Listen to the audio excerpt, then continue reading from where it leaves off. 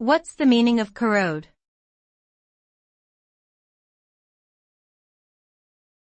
Corrode.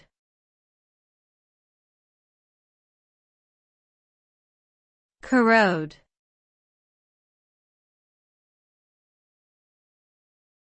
Corrode.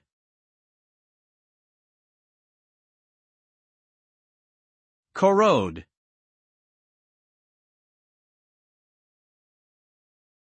The term corrode refers to the gradual destruction or wearing away of a material, usually a metal, due to chemical reactions with its surroundings.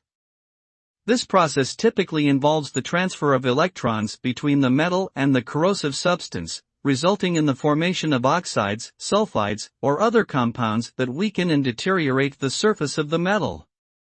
Over time, corrosion can lead to cracks, holes, and other structural damage, ultimately compromising the strength and integrity of the affected material and potentially posing safety hazards or causing equipment failure.